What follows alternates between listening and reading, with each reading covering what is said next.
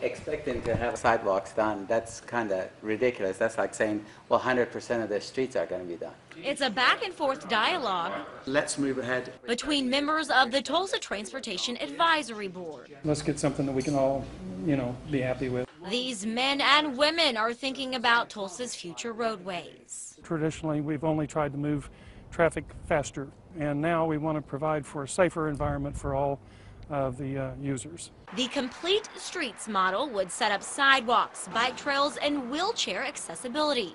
The idea would be a master, comprehensive vision for each area of Tulsa. That's not only for new street designs, but also for rehabilitation projects.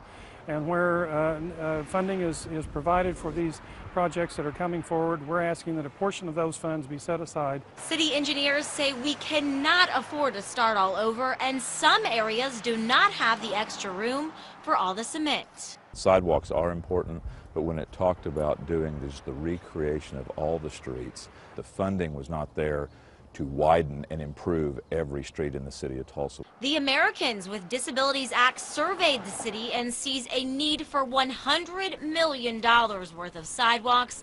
Tulsa has implemented a policy that anytime a main street is renovated, they will install at least one walkway.